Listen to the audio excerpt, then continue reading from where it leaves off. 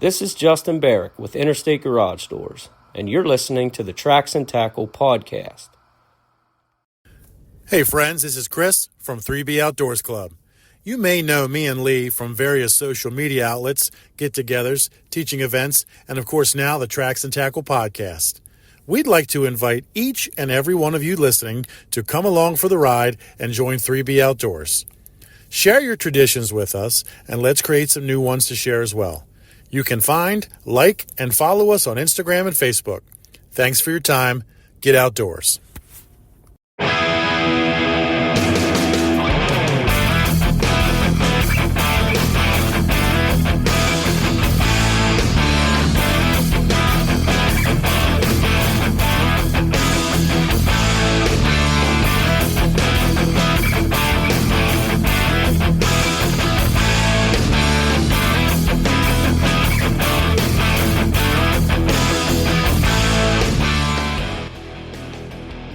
Hey everyone, welcome back to Tracks and Tackle. We've got an incredible episode coming your way as we sit down with Jerry Preston and Tim Hubler from Final Stand Outdoors.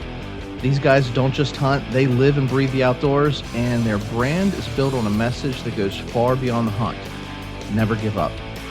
In this episode, we dive deep into the origin story of Final Stand Outdoors and the passion that fuels their journey and the dedication that they pour into every hunt, every film, every adventure. If you love hunting, resilience, and a great story, this one's going to be one you're not going to want to miss. Tune in, buckle up, let's get ready to roll.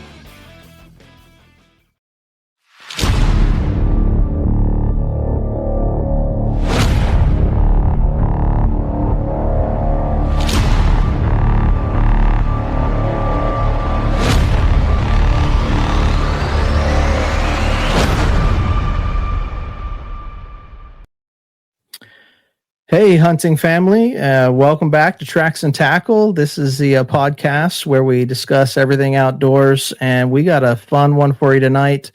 I got my co-host, Chris Bookman, with me tonight. How you doing, Chris? Good, Ron. How you doing, buddy? Living the dream. That's right. Enjoying the sunshine, right? It's nice. It's been pretty nice. Sunshine and warming up a little bit. It's been a good week. Excited about our guests here we got tonight. We got a few of the guys from Final Stand Outdoors, and I'm going to bring Jerry Preston on. And Jerry, how you doing? Good. How's it going, guys? Loving life. Yeah, loving life. So, Jerry, you're coming on for a Final Stand Outdoors. We want to hear your story today. And I think you got your hunting partner Tim is coming. He's going to be hopping in here in a couple minutes. Yep. But why don't you go ahead and give us a couple? Tell the audience a little bit about yourself and your background and what got you started. Yeah. So Final Stand came together kind of randomly. I was Tim that'll be here. I was actually coaching his son in baseball. And we were away at a tournament one time, and kids were warming up, and I actually was checking trail cam pictures that I was getting, and he walked by, and he was like, "Oh, that's a nice one." And that's actually how we kind of like introduced ourselves almost. And we just started talking about hunting, and a couple weeks later, he asked if I'd be interested in maybe starting something or getting involved with some of his guys, and then. Not long after that, we had a group chat going, and we had a group chat one day. We're all working and just kind of spitballing about, what we wanted to do, the name, logo, all that kind of stuff. And it was birthed like right there in that group chat one day. And actually, I can't remember if it was Jason or not, but one of their coworkers, like on a napkin or a piece of paper, literally like rough sketched our logo, which that's awesome. It became. And send it out to the group, and we were like, yeah, something like that. That's awesome. So it was just kind of happened. I met through Tim. Tim knew all the other guys. And yeah, we've hit it off, pretty well these last 2 years. Awesome. Well, we got an icebreaker question for him whenever he hops in as well. But, that sounds a lot like Chris and I and some of our group, because we're always like brainstorming ideas and trying to come up with the next thing. Sounds like you, Chris. Yeah. Just bridging that gap. Hunting is like the all-purpose flower of social networks. Just, hey man, you hunt, you do this, or like you say, Ron. I saw a guy with a camo hat on, so I'm naturally kind of drawn to that. But it's a good icebreaker for conversation. Yeah. Well, that's it. Like you go to, when I started the podcast, I had these friends and, they didn't hunt. They were younger, and we got a swimming pool at our place.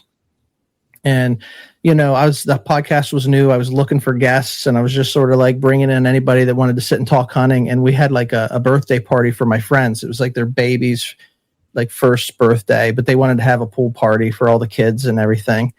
And so, we're hosting. We let them use the property and use the pool, and I'm sort of just hanging out and getting some free cake. And you're sitting there, you're hanging out, and I'm meeting people. But somebody else, we start talking hunting. We start talking about what are your passions? What do you enjoy? And next thing you know, we're talking about this guy's like a state champion duck caller from out in Midwest, and I'm like, man, we got to sit and let's take this and put this on the podcast. So you can find that common thread just about anywhere, whether it's the local baseball game or soccer game or town event. It's kind of funny. It's like you sometimes you just know too. Like if you just see someone, you think in your mind, like, I bet you he hunts or fishes or whatever. And then they bring something up, and you're like, I was right. Like I knew it. Profile one another. Weird how you can like seek that out. Just meeting people. Yeah, I remember I used to live in a pretty crowded townhouse neighborhood, and I would sit out on the front, my stoop, and watch the kids play. And I'd notice a guy across the street pulled up in his little sport track SUV, whatever, and he got a bird dog out of the car. He's got his orange vest on, and then I drove by later, and I can see his Yeti stickers or whatever it was like that, and it's right. Funny how little things like that can really bridge the gap, the ultimate binder, everybody, so. Yeah, it definitely is. So, I mean, that's anyway, that introduction of how like Final Stand got started sounds very familiar to us. And look there, we got Tim. Hey, Tim, how are you doing? Good, man. How you doing? I am great, man. I'm great. Nice to meet you. Yeah, nice to meet you too. Yeah, appreciate you coming on. Jared was just telling us about, how you guys got things rolling, and, gave our listeners a kind of like this overview of Final Stand. But, I want to get your story here tonight and talk through that. But I told Jerry we had an icebreaker question for you whenever you got up to the table. So here's my question for you. If you could relive one hunt from your past. On the spot. Tell me about that. Yeah, I'm going to go like heavy hitting right off the bat. I think I know which one it is. I don't know. One hunt from my past. I know it's a loaded question, man. Like he just sat down at the table. Oh, that's good. This guy's killed a lot of deer. He's the right guy to ask then. So I guess, does it have to be a kill? No, it's just a hunt. I mean, because look, they're all memories. So that's what's important to us, the memory. Well, I guess, the biggest piece of it would be probably the most memorable hunt. So I just lost my father in January. So me, my son, and my dad all had buck tags, and we went to Clearfield County. It's kind of a tradition. And I always, back in the day, I always killed my PA buck with a bow. But the last, I would say, probably like 3 or 4 years, I saved it just so I could hunt with him, because I just enjoyed, going to the mountains and kind of making the memories with him. We went up. We got there Friday evening, and we used to have a camp up in Clearfield, but no longer have that. So we actually stay in a motel, and we headed out. Me and my son, we picked this one spot really deep. Everything just aligned like perfect. It was, a self-facing slope, far away from the road. Like everything was just perfect about it. Sun rises, and we didn't see anything. But did hear a shot which could have possibly been my dad. And then we ended up making our way out. He wasn't back at the vehicle. So I was like, well, he might have shot one. So we ended up going back in there, and there he was dragging it out. So we ended up helping him get it the rest of the way. That's when a good hunting friend and a partner matters. Oh yeah. And so we got that out, and then my dad's like, well, why don't we do like a little push? And my son and me, we went and sat, and he did a little push up this little ravine, and here come this buck out. And in PA, you have to have 3 on one side. Now the deer was probably 150 yards, 200 yards out, and I'm coaching my son through the shot and everything. And at that point, I couldn't tell if it was a legal buck or not. And he says, I'm on him. I said, well, if you feel good about it, go ahead. And he shot and dropped it. And it turned out it was a decent little 6-point. And then a little bit later, we drug him out. So it was my turn. So I hiked back in, and I got to a spot where there was no human traffic. It was no boot tracks, nothing. Something that really kind of it's a power line, so you kind of see a lot of traffic on a power line. Usually, yeah, because it's easy to get through. Yeah. Yeah. So I ended up getting set up, and I had a doe tag too. I could have shot some doe. As the night started to unfold, doe were moving out, and then I had 2 doe run up to me. They're getting pushed by the buck that I killed. He was an 8-point. I actually passed him at first at like 50 yards. Then they kind of fed out in the power line, and I thought, what better way, to end this hunt with all 3 of us killing bucks in one day. So ended up shooting him. Didn't know, after I killed him, didn't know that was going to be my last hunt with my dad. So yeah, you don't know. Yeah. So, but it was one for the books for sure. So that's what I was going to think. Yeah. That's a good story. I'll share the picture with you guys they got a picture back at the truck of all 3 of them at the truck with their bucks. It's just like it's just such an awesome picture. Yeah, that's it. Like, doubling up is awesome. So to get that 3rd one and everybody, like 3 generations of hunters on the same day, Yeah, that's cool. Yeah, we can come back to that if you guys want to think about any other ones. But each of you tell us your just hunting background, your bios, just real quick. What got you into it and why you're at where you're at? I don't know if you can top that story. It's a pretty good story. No, that's fine. All right, podcast's over. Yeah, no. I'll kind of give you the rundown. I'll be honest with you. My dad's he wasn't a big hunter. He was more upland bird as I was kind of growing up. And he was a rifle hunter. Wasn't big into archery at all. My grandpa, on the other hand, I spent a lot of time with him, when I was younger. He was big into flintlock hunting. And then I just started learning archery and just, learning it by myself, but fell in love with it. It just became a passion of mine. And I loved archery season so much. I mean, I just wanted to kill everything with a bow, everything. And, but as I got, a little bit older now, obviously I love seeing my son shoot stuff. Sure. And it's more of I just like hanging out with buddies, family, making it, more of a trip, about us, not necessarily just me. And archery, I'm not saying it was all about me, but, I'll say there were stepping stones, and I'm at the stepping stones where I love just to be with friends and family and just really enjoy the outdoors and watching everybody, kind of hunt. But yeah, Jim's speaking our language, Chris. Yeah, I could speak firsthand. I mean, just in the 2 years that we've really been hunting together, he's the first one to offer to drive if we're putting on drives. He'll, he's very gracious and be like, "Hey, go to this spot. Like, there's going to be a big buck at this spot." Like, he's definitely lived it, and now he's, sharing those experiences with others. And his son is no joke. He's a stone cold killer.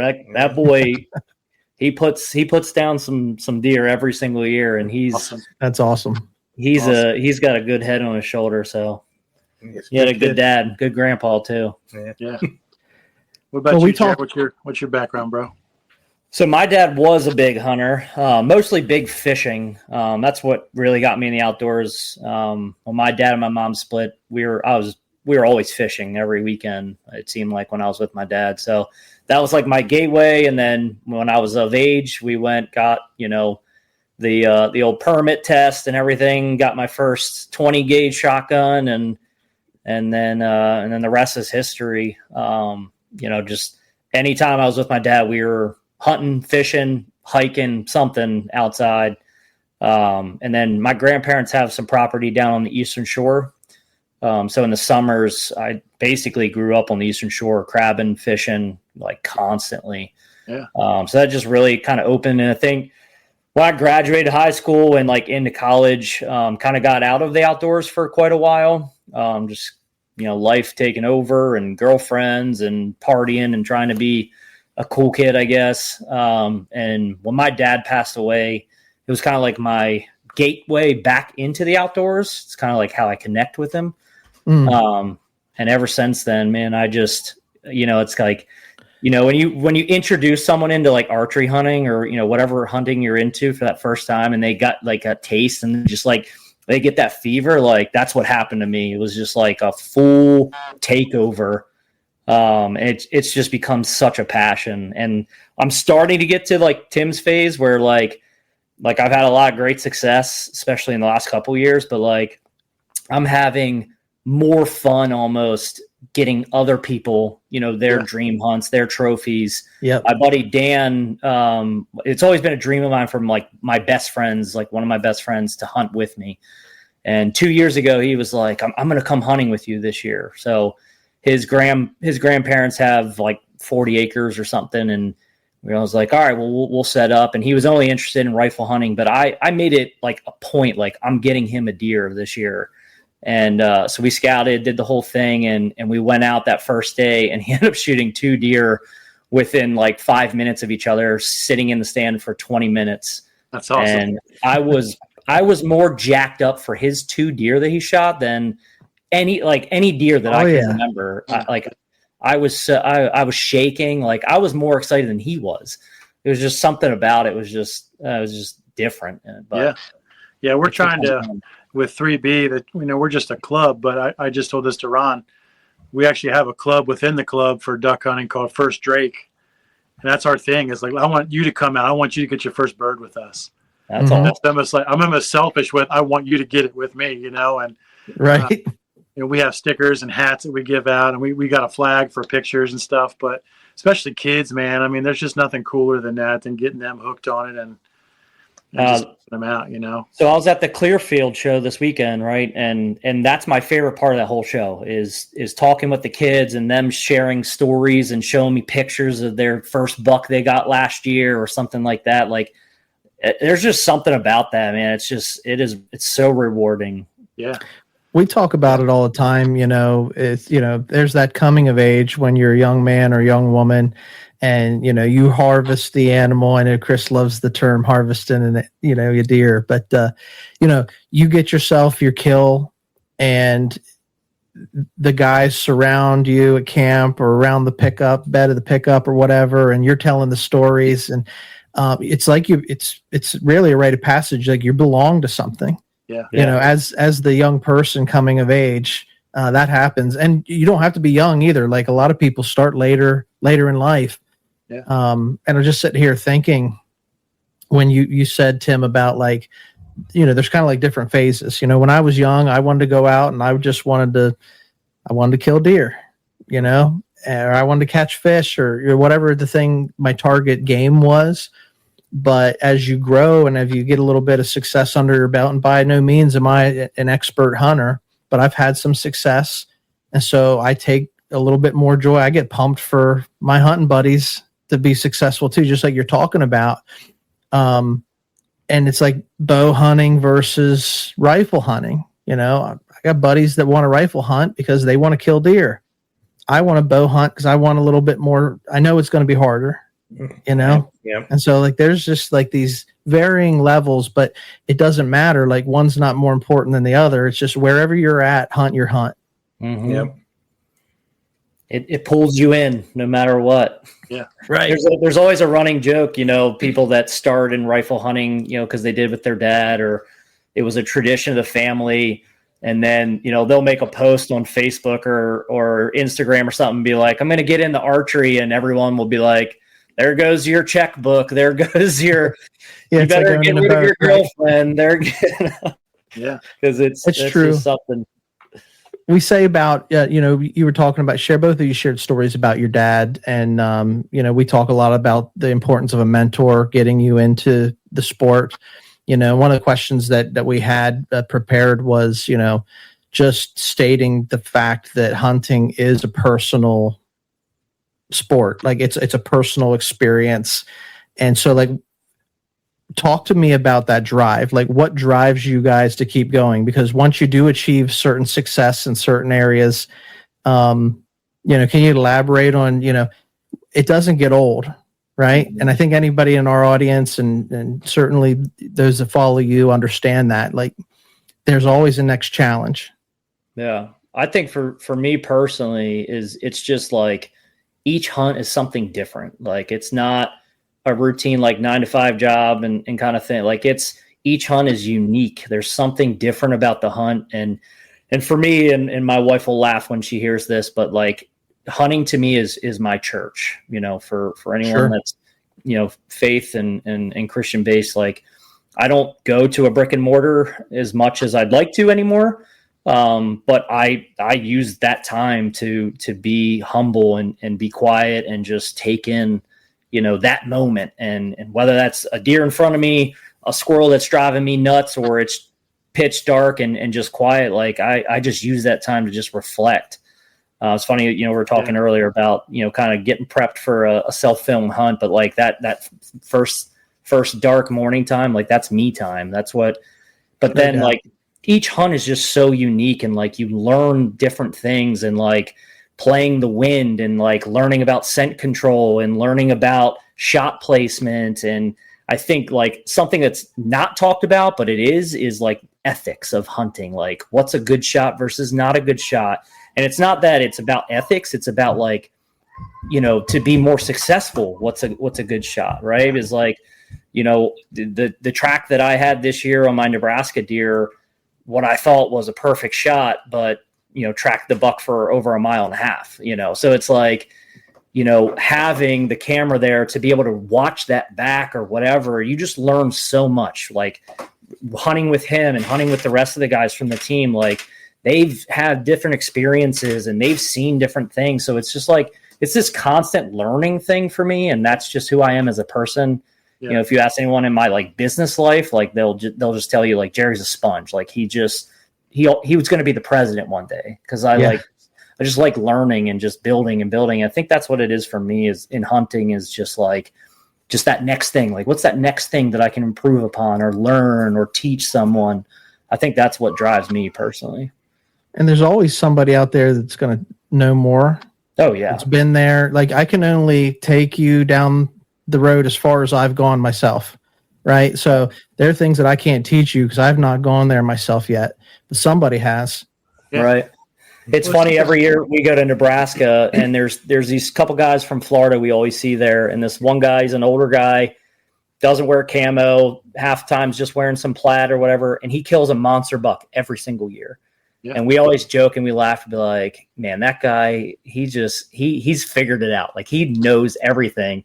So every time we see them, like we go out, get coffee, breakfast, and we're just picking his brain. And he's like telling us things. And it's like, and this is a guy that still carries like probably a 35-pound hang-on steel stand, a mile into the woods on his back. And it's just like, this guy's got some stories. Like, that's great. Well, it's fun to even ask people, even if you think you know the answer, or if you have something that works. I love hearing what other people just think.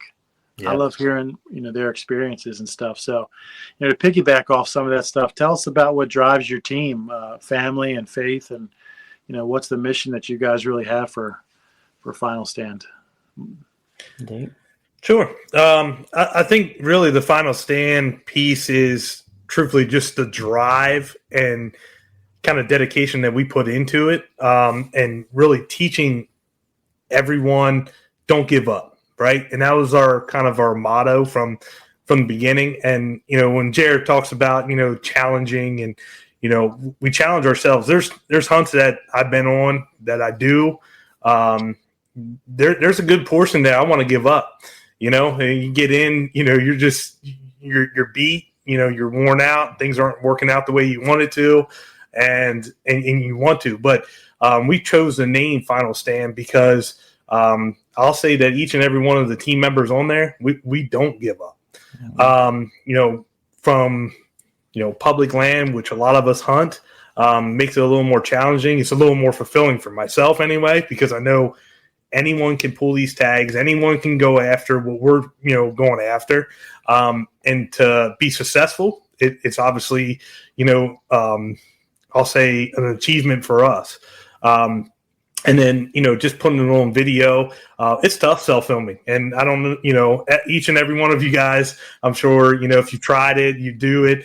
It's tough, get that kill shot, carry the extra weight in and all that stuff. But it really comes down just to, just not giving up, who we are as a team. We want to teach and, as much as possible to the followers what we're doing and how we're being successful out in the woods.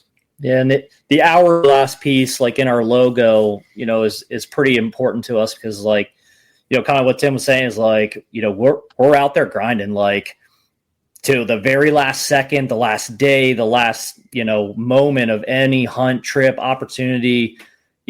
Most people come after Thanksgiving, after Christmas, aren't hunting a whole lot. There's a very small percentage of people are still going.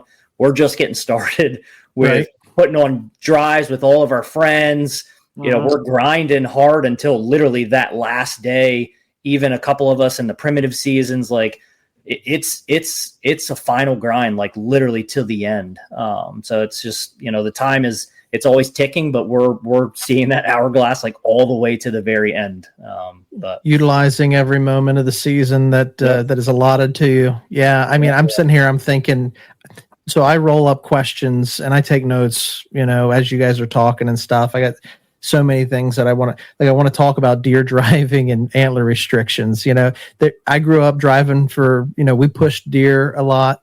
And it was a lot easier before antler restrictions. Oh yeah. Because we hunted for crop damage and stuff. So like there's been changes over the years when you've done this long enough. Just from regulations to, one of the things I was thinking about when I drive to or home from work, I was thinking about, when I started, you had to wait until you were 12 years old to get your permit and go tag along. You don't have to now in Pennsylvania, at least, you can get that junior out there, shadowing you. And I think that things like that really do matter. Because you want to get those experiences. We only have so many life years, and we're only in our prime for so long to make those treks into the deep timber of the game lands or the state park or like wherever it is that you're going to get where there are no other boot tracks here, like you said, Tim. Yeah. So yeah, all that's important, but I love what you say about just teaching everyone not to give up, because I know I've had those moments where I don't have much left in me, but I got to get to the ridge of that mountain, and I know somebody's going to be there with a drink for me. Yeah, of course. That hunting partner is going to show up, at the rendezvous spot. So that stuff matters, guys.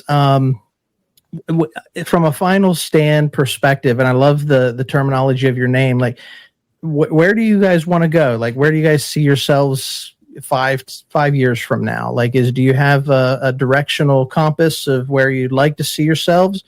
Or, I don't want to answer that for you, but are you just, enjoying the ride and bringing as many people along with you as possible?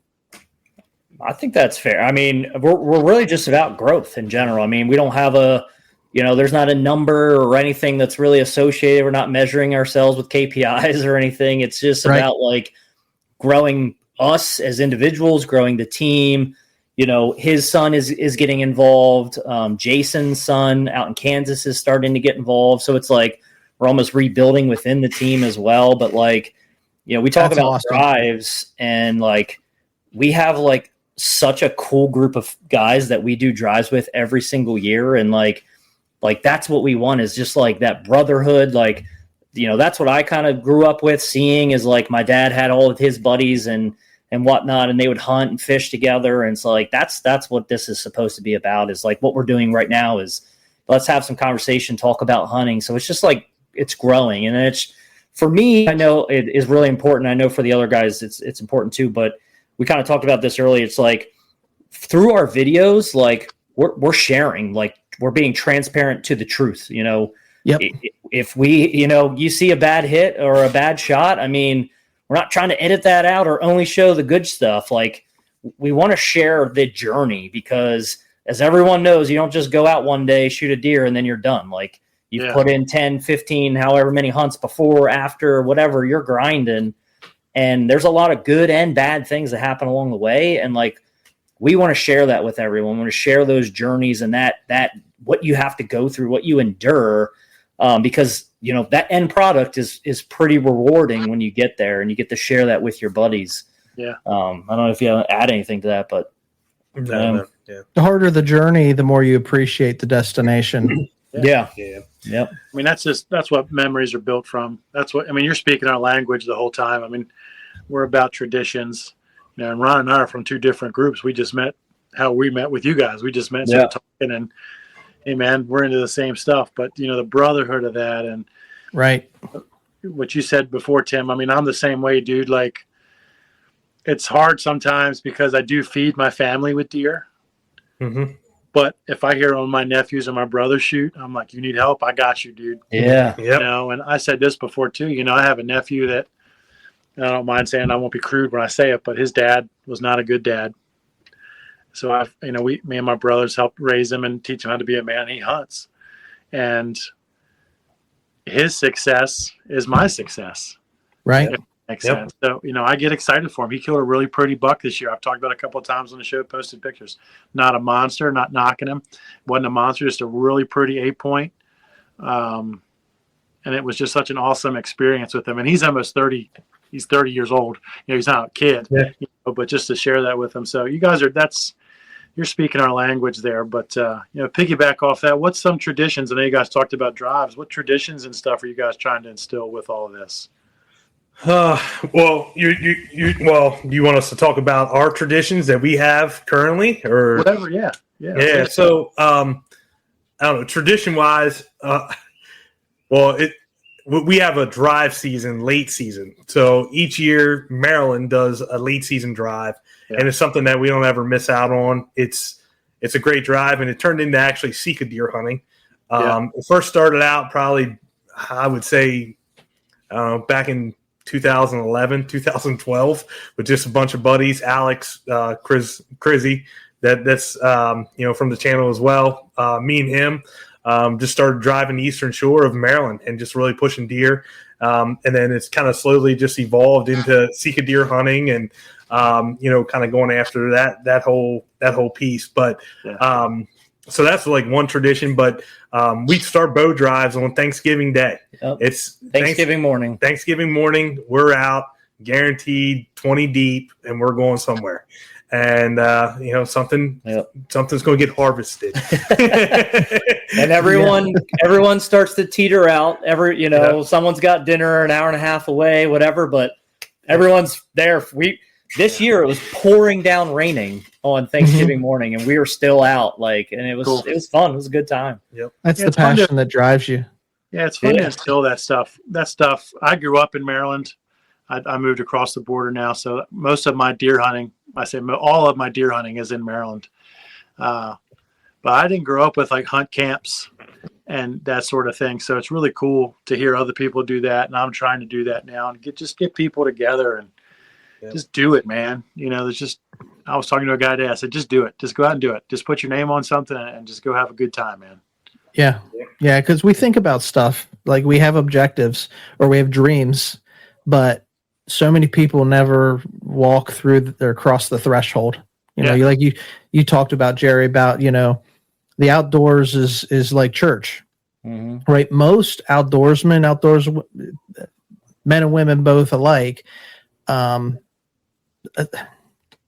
we're God-fearing. Like, we understand that something created this beautiful realm that we go out and we immerse ourselves in, so we have the appreciation for that, regardless of like how religious their upbringing was or anything. They're at least God-fearing, if that makes sense. Yep. And it's like it's just, there's something primal about going out, doing it yourself, doing it with your hands.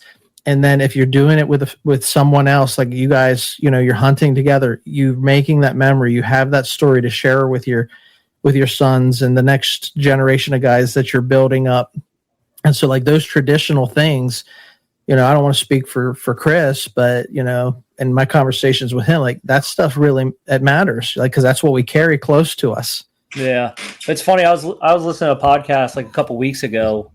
I can't remember which one, but they were talking about like a guy that passed away recently, a pretty big name in the outdoors, and they talked about like, man, he was such a killer, like he was such a good hunter, and the guy said, yeah, he was, but I don't want to be remembered by that. I don't want to remember that I was a good hunter or I was a killer. Like, I want to be remembered as like that guy that like, man, he was a lot of fun to hunt with. Yeah, man, right. He did a lot for the outdoors and for kids. Like, and that like really hit me, especially this weekend, like up in the show, working with the kids and stuff. Like, yeah, I don't know, for some reason that's kind of stuck with me like these last couple of weeks. But like, you step back and like think about that, and it's just like, man, that can be powerfully readjusting to your self-conscious a little bit if you were to take that approach. Because and it's hard. The world that we live in now, everything is digital, everything's on social media. You can take 1,000 pictures on your phone. I have 14,000 on my phone of my kids and hunting stuff. I don't have to brag. I'm saying that the other way. It's almost embarrassing that I have that many pictures on my phone.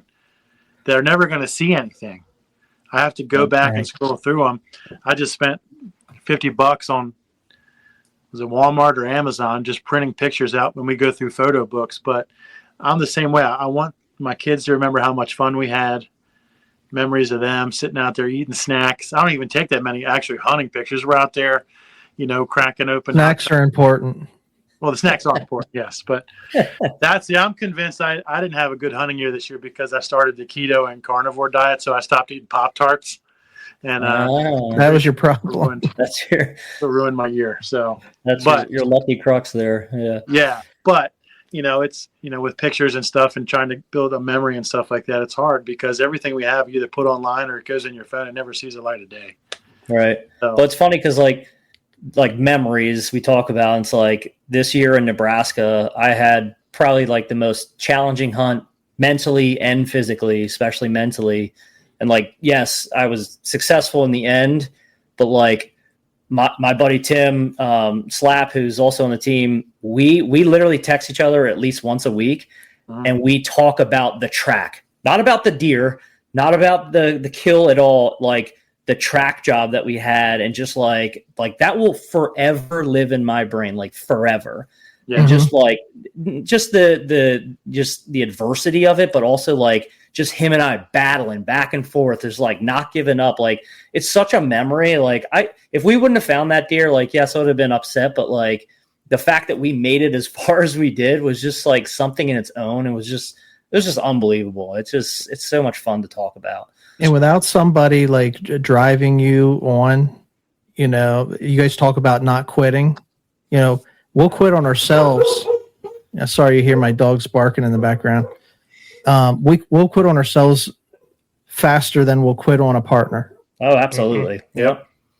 So, that's part of the drive. Yeah. When you talk about that, it's kind of funny because you have that one hunting buddy that you just never want to let down. Right. And I'll say that, like, for me is Alex that's on our team. Me and him are pretty tight. We hunt together a lot. We both went to Colorado this year, elk hunting, and I went out last year elk hunting, well, the year prior, 2023, and I was successful out there on public land. And so I'm like, man, you got to go out here. He wanted to kill an elk. I'm like, we got to go together. So we went back out, last year, and I'll never forget it because we broke up. We seen some elk in the morning. They're like 5 miles away. And he's like, they're up here in this one field. They're between these two pieces of private. And I'm like, Alex, I don't think so. I think they're over here in this other field. 5 miles away, it's hard to tell exactly what field they're going to be in. But anyway, we broke apart, and I was whooped at that point. I'm not going to lie. I'd be honest with you, I didn't want to go any more up. I was like, I'll just go. I'll go the other way. But literally, probably 10 minutes, leaving him, I heard of him bugling, carrying on. So I tried to call him again. Nothing. Text him, nothing. He was on the move. And long and short of it, I ended up running into a different herd before I got to that other herd, and I ended up killing an elk, there too. But during that whole portion, if it wasn't for Alex, pushing me and me pushing him, we would probably. I'm not gonna lie, it was rough hunting. It'll beat you up. You live in a tent. It's not always rainbows and unicorns, right? Yeah. So how many guys you got on the group? Sounds like you got a decent group. Yeah, there's 7 of us total. Yep. 7. That's a good number. Yeah, that's a good group of guys. Do you ever get like the whole group together at the same time? We've had one formal cookout. We talk about it all the time, doing it more often. It's hard to get everyone's schedules to line up. Everyone's, got kids, and it is really tough. But we are definitely, and Jason lives out in Kansas, so obviously it's, tough for him. Most of us are within an hour of each other, I'd say. That's actually kind of a funny story too with Jason. How I met him. I was in Kansas hunting public land. It was pouring down rain, and I stopped at a gas station. Just again, I was just like, can't believe this. I'm out here. We weren't in deer, you know what I mean? And I'm pumping gas, and this guy says, "Hey, you hunting?" And I said, "Yeah, I guess that's what you want to call it." And we started chatting, and at a gas pump. It was kind of funny. He's like, "Well, I got some property. I can probably get you in on." I was like, okay. And I'm thinking to myself, that's probably not going to happen. But all right, so when does this work out like? Yeah. So I just continued to talk to him, gave him my number. I went out the next morning hunting, still didn't see anything. And he ended up calling me. He said, "Hey," he said, "this is Jason, from Kansas. If you want to come on down to my piece of property, I can probably put you up in a stand." And I was like, okay, let's go. So anyway, that's kind of how that all started. And funny part about it is, we become really good friends. I talk to him at least 3-4 times a week.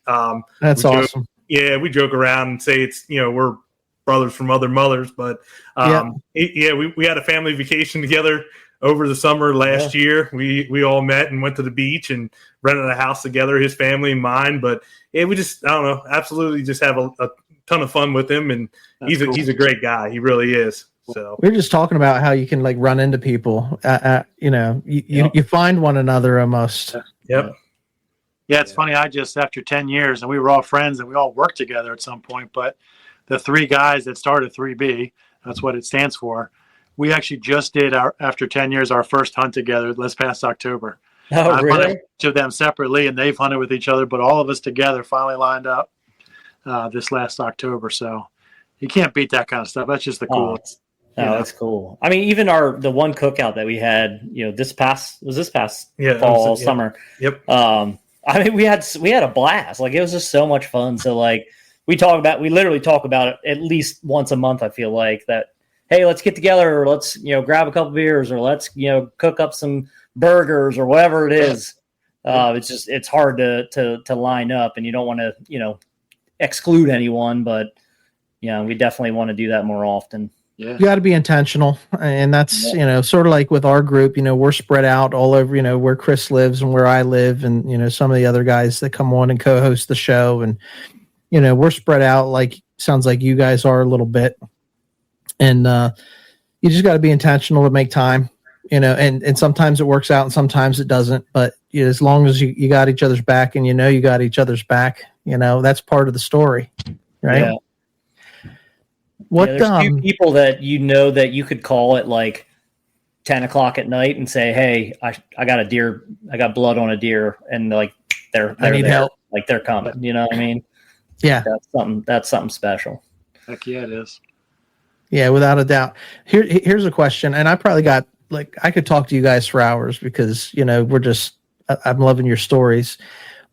What would one piece of advice be? Now, you guys both say you got younger guys, sons that are coming up, and younger guys in your group that are going out and they're stone cold killers. But if you had to give your younger self a piece of advice, what would you tell your younger self when it comes to hunting? Phew. I kind of want to. Can I ask him this question? Yeah, we're all going to learn, right? We're all going to glean from the answer. So, younger self. None of us are the man today that we were, 15 years ago. We all evolve and we all grow, and we learn. We touched on that, but if you had to go back and talk to yourself when you were in your 20s, what's one thing you would tell yourself? I think for me, it would be that patience is a real thing. It's not just something you're supposed to do, or, it's just one of those things. It's like, no, it's real. Like if you have patience, things work out. Like I can't tell you how many times I've through the years shot a deer and tracked it too quick and pushed it off and either wasn't able to find it or it became quite a hurdle to find it, like, or just rushing a shot or whatever. Like patience is legit. Like it's a real thing in the outdoors. I think for me, it's really boots on the ground, right? Mm-hmm. So back, I would say my younger years, I was more dedicated to killing trees, right? So I knew I could kill a deer in a certain area, and that was like what I did. I almost guaranteed was going to be hunting this tree or that tree. In today's time, I don't even run many cameras. I'll be honest with you, I really don't. I'm boots on the ground. I find a sign and work from there. So that's the way I would probably tell myself, just because public land for me, and I do hunt, quite a bit of private. But when I start breaking down public land, deer are so finicky in the fact of once they get bumped or moved or someone goes in, next thing you know, they're they could be over another ridge or mountainside, whatever. They might have their core area, get it, but their approach might be different. So really boots on the ground, and I say it all the time, but play the wind because the wind is your best friend. I really do. Well, you can do everything right, Tim, and it doesn't have to be you to bump them. If you're out on public land, it can be, the next guy, the neighbor, whoever, gets out there and leaves their scent behind, and they change their pattern. Oh, yeah. Yep. 100%. Chris, if you had to give your younger self advice. Oh man, Tim, you hit it on the head earlier, dude. Like I've and I'm not the great white hunter, I'm not Robert Rourke or Teddy Roosevelt, but I've done it. I've killed nice bucks. I've killed the ducks. I've killed pheasants. Just enjoy the sunrise. Take your time. It's not a race. To just enjoy every second of it, And I'm not trying to sound Mr. Self-righteous, but I took too much of it for. I don't want to say granted. That's not the right way to say it, but I rush things too much, or I put too much pressure on myself to try to kill something because everybody else did. Just sit out there and enjoy it, man. Just sit out there and enjoy being with, my grandfather passed away about 10 years ago, and he's killed more deer than I've ever seen in my life, and that was his thing to come out with us. He was not a nice person. I don't mean that disrespectfully. We were not friends, but when it was hunting season, he was your hunting buddy. Yeah. To go back and just kind of take your time and enjoy all those little moments and stuff. So we'll spin it back to you, Ron. What about you, bro? Well, listen, I like what you said. I was just thinking, because you're saying about the sunrise, and we were talking earlier, I don't know if it was when we were rolling or maybe it was before we were recording, but we were talking about how the weather's turned. It's a little bit nicer. I got up earlier this week and I got 2 dogs. And, every morning I get up and I kick them outside, go to the bathroom, run around the yard a little bit. before I make my breakfast and get ready to go to work. And the temperatures were up, and we just had some rains moving through, a frontal system moved through. And so like it rained the night before. It was a little damp and wet out, but it was that time of day where the sun was coming up and the birds were waking up, and you just hearing the forest come alive. It does something for your soul, I think so too. And it getting out for me, like, what I say, when I was younger, I wanted to go out and kill animals, and we eat, we feed, we hunt doe. I'll kill a big buck if one presents itself, but I'll kill a small deer too, because they taste pretty good. Yeah. And younger me was all about that. But now, man, I mean, whether it's fishing season or it's just letting the dogs out in the backyard, like I'm really just absorbing that time of day where everything's waking up. You appreciate nature.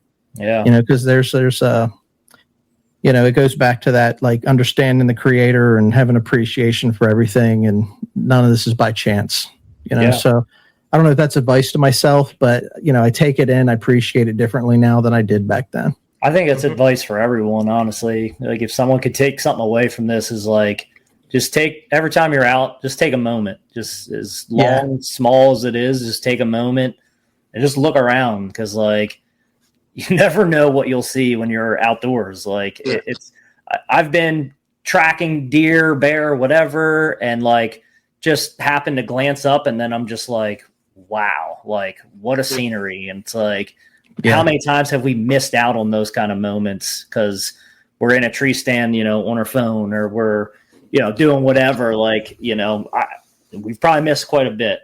So, we missed the moments.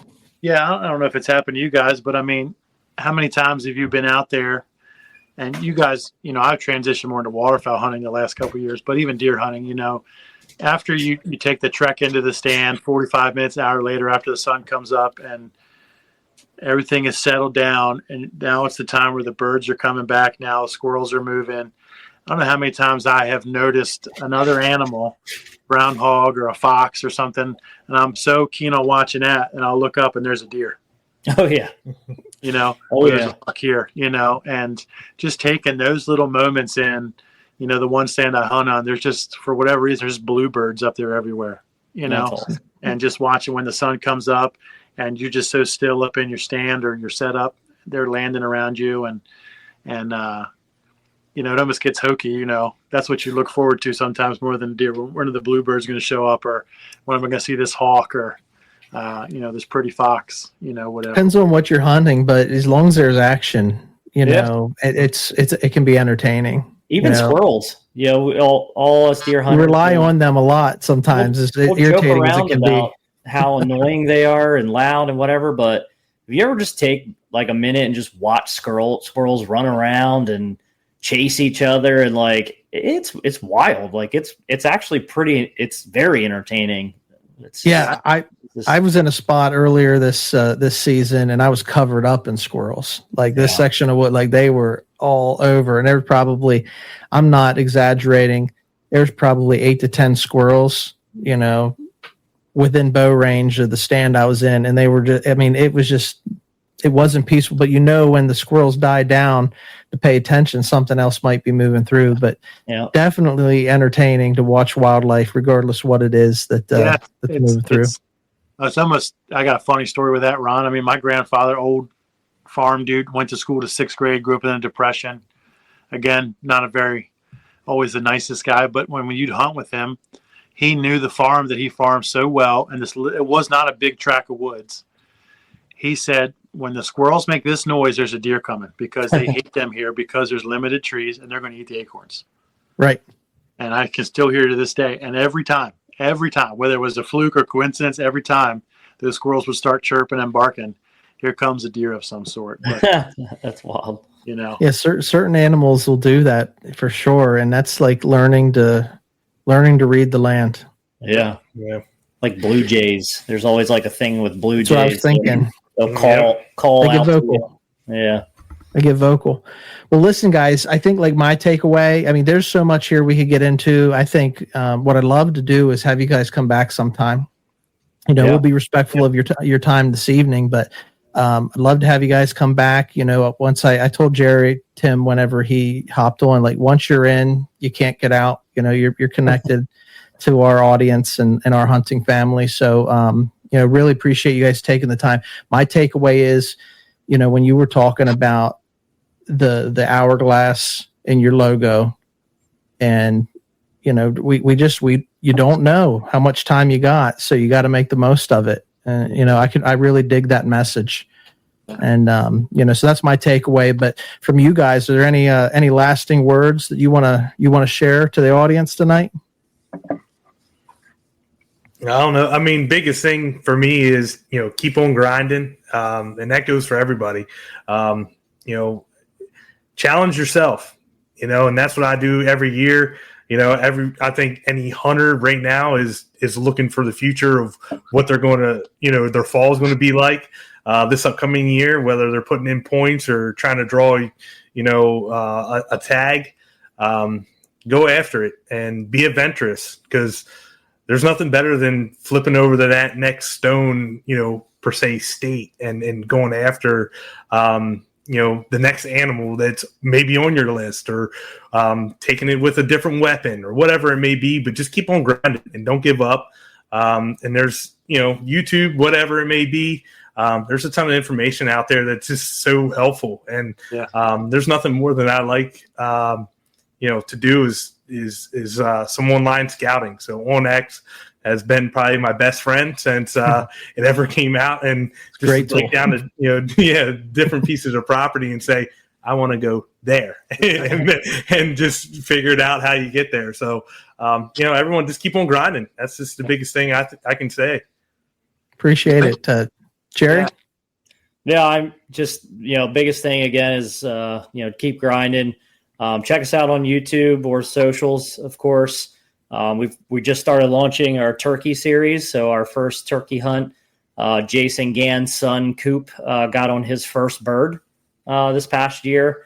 So that was the first video that we shared in our turkey series. But plan to have a lot more, hopefully making a lot more memories this year during the turkey season. We're excited for this year, what it holds. We got some new kids coming and joining the Final Stand team. Obviously, I just had a newborn, and Alex is about to have a baby here anytime, and it's just it's fun time to be alive. So, well, you may have just answered it. You may have just answered it with the OnX thing, but real quick, rapid fire while we wrap up. What's a favorite piece of gear, lucky charm, something you take with you wherever you go? Ooh, that's a good one. Depends on what my trip is, but I have a lucky shirt. Okay. And it's not the greatest shirt. It's not the greatest camo. So depending on the weather, I'm either wearing it on the inside or the outside. Doesn't matter, but I'm wearing it. That's cool. I don't really have anything lucky per se, but I mean, I'm down with tools that work, and we're not in with OnX by any means, but I did use some other hunt apps. I'm just telling you, from my point of view, it's never let me sit. I've never went a wrong way, and I would say OnX is my best friend because I follow it. If anybody saw me make a face just there, I wasn't making you. One of my sons just walked by, and I forgot where. Actually, with OnX, not to plug them even more, but when I was in Canada bear hunting this past fall, I didn't have any cell service whatsoever, and if it wasn't for OnX up there in that big country, no chance, because I didn't have GPS, satellites or anything. But my OnX still worked for me to be able to navigate around. So it's so easy to be able to get turned around, even when the area you're in. Yeah, you lose a little daylight, you can get turned around real quick in an area like small woods. So having the tools, and that's what Chris likes. It's the what's in your bag section, because we all got something in our bag. So love it, guys. Great conversation. Chris, any parting words from you, man? I'm gonna land this plane tonight And Yeah, I'd love to get you guys back on the show. Yeah, appreciate you guys. We talked about before, we're going to pitch it again while we're on here. Ron and I are trying to build a big collaborative network of guys like you just to come here and BS and let's talk hunting. Let's just talk about it. So we'll have you guys back. Really appreciate it. And hope you guys have a good rest of your week and look forward to seeing some more of your videos, man. Where can we find you? Pitch it out some more. One more time. Pitch it. Final Stand on Instagram. We're on Facebook, TikTok, and YouTube. Go ahead and check us out. Awesome. Yeah, check out their content's really good. Their content's really good. I was checking it out today. Final Stand Hunt. You guys can find them. You want to check out 3B. You can find them at 3B Outdoors Club. You can also find good content at the Menser Outdoors, as well as obviously Tracks and Tackle. Give us a follow, like, comment, subscribe, do all the stuff to promote one another. That's what we're all about, promoting one another's brand, and really appreciate you guys coming on. We'll circle around. We'll continue the conversation, but for now, thanks Jerry and Tim from Final Stand. As always, want to remind the hunting family to get outdoors. Nature is our playground. And remember, stay wild. Thanks, guys. Thanks.